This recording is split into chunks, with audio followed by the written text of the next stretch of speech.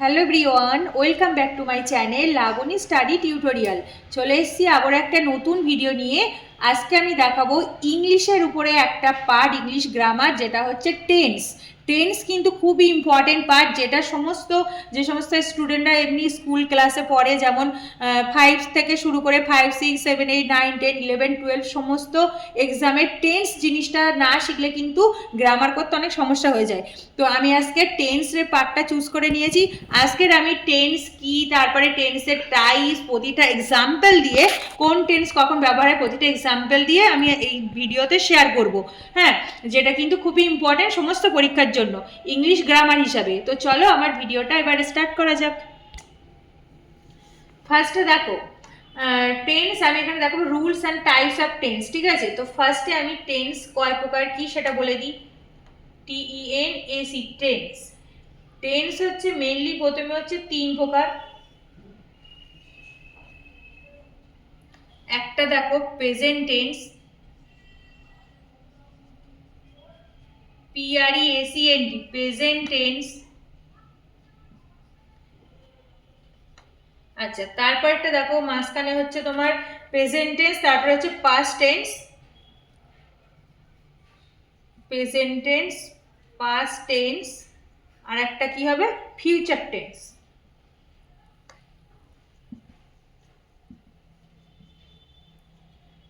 Future tense.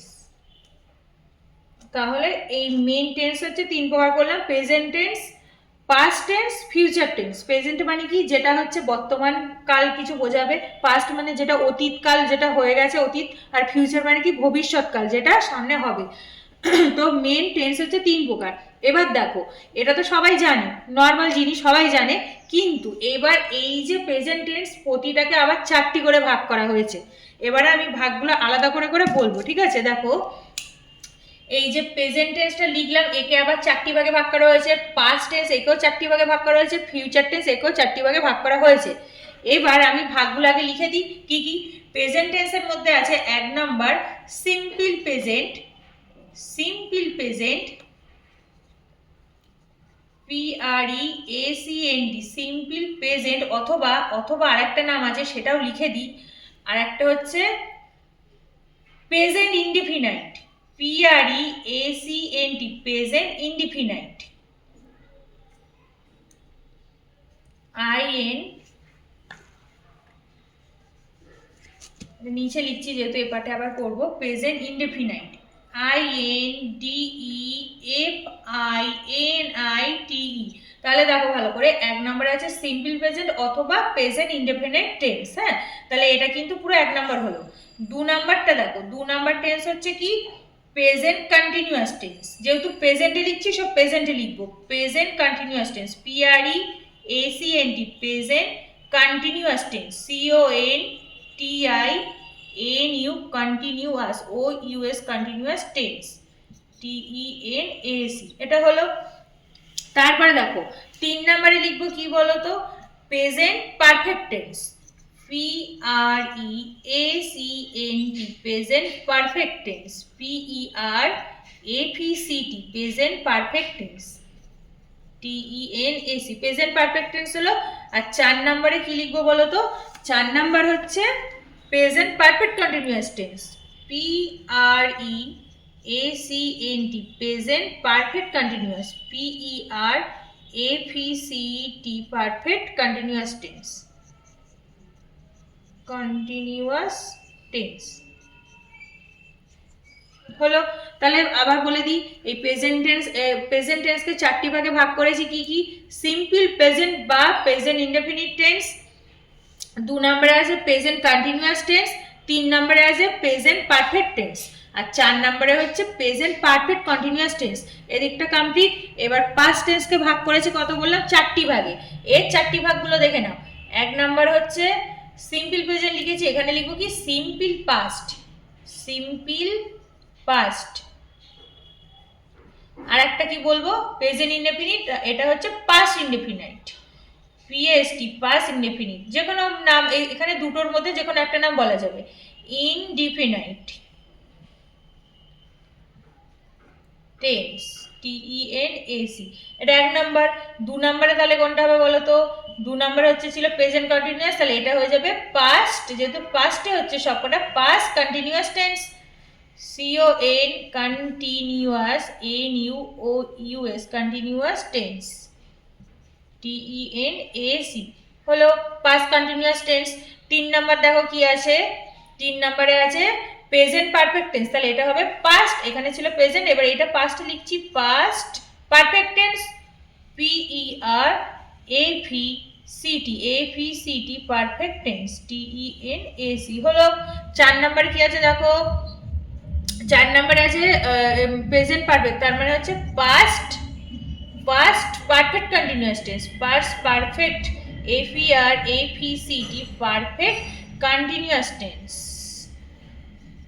একটা ভাগ করলে কিন্তু আর ভাগগুলো এমনি হয়ে যাবে continuous, CONTINUOUS continuous tense, TENAC হলো। ব্যাস, তাহলে আবার দেখো পাস্ট টেন্সকে 4টি ভাগে ভাগ করেছি, সিম্পল পাস্ট বা পাস্ট ইনডেফিনাইট টেন্স, তারপরে পাস্ট কন্টিনিউয়াস টেন্স, আর হচ্ছে পাস্ট পারফেক্ট টেন্স, আর পাস্ট পারফেক্ট কন্টিনিউয়াস টেন্স। তাহলে প্রতিটা কিন্তু 4টে ভাগ হয়ে গেল। এবার দেখো আচ্ছা, এবার দেখো এই ফিউচার টেন্সকে আমি আবার মানে 4টি ভাগে ভাগ করা হয়েছে, সেগুলো লিখবো। এক হচ্ছে সিম্পল ফিউচার বা আরেকটা হচ্ছে future indefinite tense, future FUTURE future indefinite tense, indefinite tense, TENAC tense, ঠিক আছে, সিম্পল ফিউচার বা ফিউচার ইনডেফিনাইট টেন্স। তারপর 2 নম্বর দেখো, 2 নম্বরে হবে future continuous, FUTURE future continuous tense, TENAC। তাহলে কি হলো, ফিউচার কন্টিনিউয়াস টেন্স হলো। তাহলে 3 নম্বরে দেখো কত হবে, 3 নম্বরে হচ্ছে future perfect tense, FUTURE future perfect tense, PERFECT perfect tense, TENAC এটা হলো। আর 4 নম্বর কি আছে দেখো, 4 নম্বরে হচ্ছে future perfect continuous, FUTURE future perfect, PERFECT perfect continuous tense, হলো। আচ্ছা দেখো এখানে কিন্তু প্রেজেন্ট টেন্সের 4টি ভাগ, পাস্ট টেন্সের 4টি ভাগ, ফিউচার টেন্সের 4টি ভাগ করে দিয়েছি। এখানে আমি টাইপস করেছি, এইগুলো হয়েছে টেন্সের টাইপস। এবার আমি এর পরে কি বোঝাবো বলো তো, রুলস মানে কি, প্রতিটা টেন্সের আমার একটা রুলস আছে, যে টেন্সে কি রুলসে আমি একটা এক্সাম্পল দিয়ে বোঝাবো, একটা এক্সাম্পল দিয়ে বলবো কোন টেন্স কখন ব্যবহার হচ্ছে, ঠিক আছে। তো চলো এটা দেখে নাও, নেক্সট পেজে আমি রুলসটা বলছি। আচ্ছা দেখো এখানে প্রেজেন্ট টেন্সের যে 4টি ভাগ, আগে ফার্স্ট টাইম প্রেজেন্ট টেন্সটা দেখাচ্ছি, ঠিক আছে। 4টি ভাগ যেগুলো এক্ষুনি বুঝিয়ে দিলাম সেগুলো আলাদা করে লিখে নিয়েছি। এবার আমি একটা এক্সাম্পল দিয়ে বোঝাবো কি করে টেন্সটা পরিবর্তন হচ্ছে, ঠিক আছে। ফার্স্টে রুলস দেখো, সিম্পল প্রেজেন্ট ও প্রেজেন্ট ইনডেফিনিট থাকলে একটা সেন্টেন্স, সেটা আমি জাস্ট নর্মাল কি হবে, ধরো আই ডু, এটা হবে তোমার হচ্ছে সিম্পল প্রেজেন্ট বা প্রেজেন্ট ইনডেফিনিট টেন্সে হলো আই ডু, ওকে। তারপরে দেখো প্রেজেন্ট কন্টিনিউয়াস টেন্সে কি হবে বলো তো, রুলসটা হয়ে যাচ্ছে আই অ্যাম